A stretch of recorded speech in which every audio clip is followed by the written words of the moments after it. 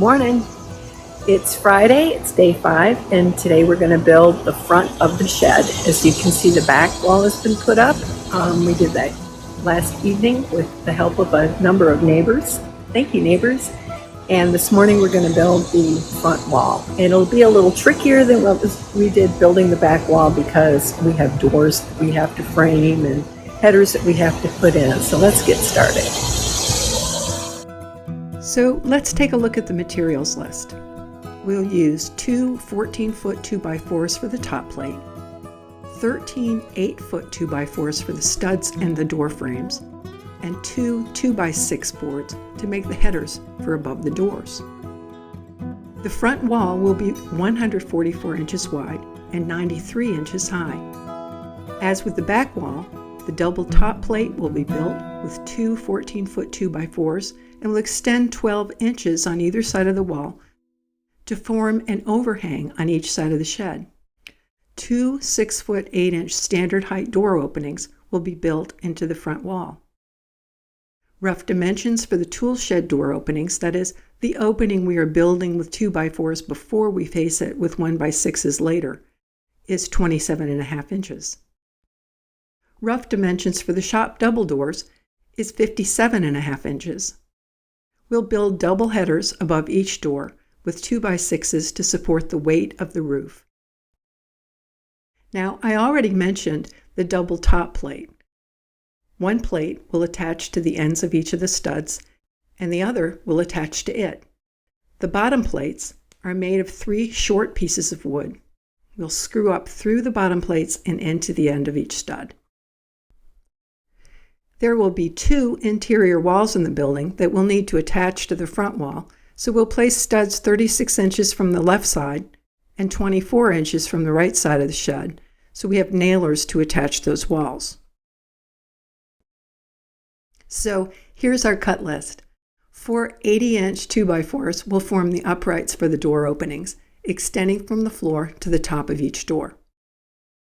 9 88.25-inch 2x4 studs will sit on the top of the bottom plates and extend up to the top plate.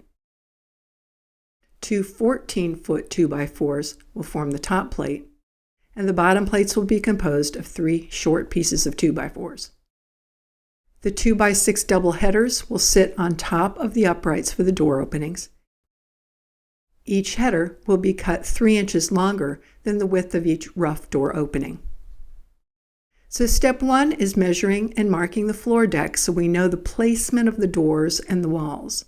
The width of the shed is 144 inches or 12 feet. So the first mark we'll make will be the mark for the interior wall between the tool shed and the shop.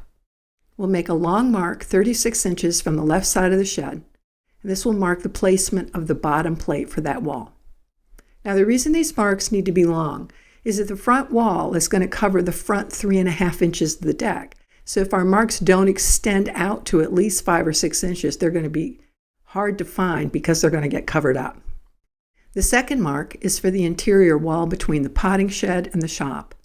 That will require a mark 24 inches from the right side of the shed, again marking the placement of the bottom plate for that wall.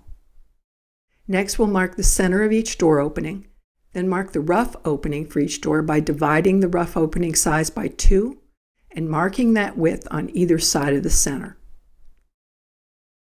Step 2, now we're ready to make our cuts according to our cut list. And step 3, let's build it. Now I think of building walls with door openings kind of like building with Legos. Everything has to be puzzled together to hold together.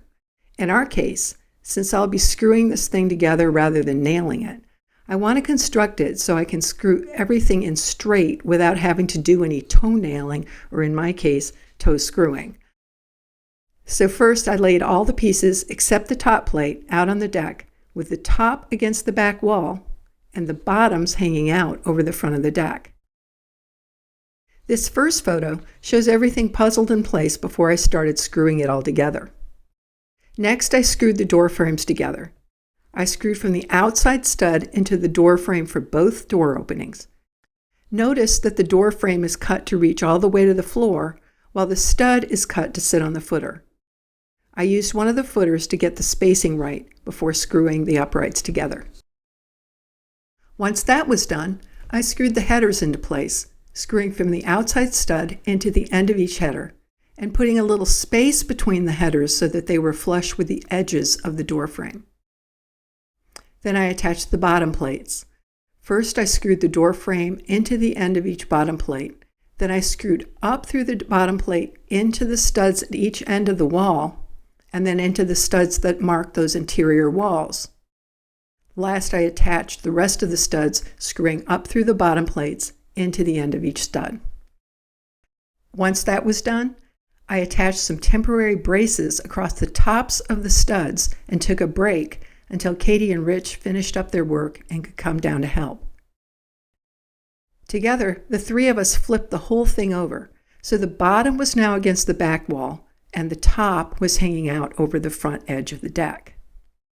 Now we screwed the top plate that I had marked with the locations of all of the studs into place, again screwing up through the top plate into the end of each stud. Once that was done, we attached the second top plate to the first. Now, unfortunately, I didn't get photos of this part of the build, so the picture you're seeing is of the front wall in place, not laying on the deck. But you should be able to get the idea that all this was done laying flat, just as we constructed the bottom part of the wall. So now the front wall is complete. It's time to call all available neighbors to come help us lift it into place. Once lifted into place, we leveled it and braced it against the foundation. Then Katie and Rich went to work screwing it down to the 2x8 apron and to the 2x6 floor joists below the deck. And voila, we have a front wall. Look! It's Thursday afternoon and we've got the back wall up. Oh my gosh, we're so excited. This was a lot of work and a lot of strange moments today as we were not sure we were doing the right things, but we did all the right things and we got it up again with help from the neighbors. I'm going to turn this around so you can see it better. So you can see the front wall now and the back wall are up. On the left side is the door to the yard tools shed. Rich will keep his lawnmower. There'll be a wall between that shed and the next part, which is going to be his work area, and he'll have a tool area in there. And then back around here on this side, it will open to a storage. It would be an open storage area for their firewood and for pot storage, that kind of thing, for their pots that they're not using for gardening at the time. So that's what it looks like at the end of Thursday, day 4. I'm pretty excited about it. Tomorrow we start on the side walls and the interior walls.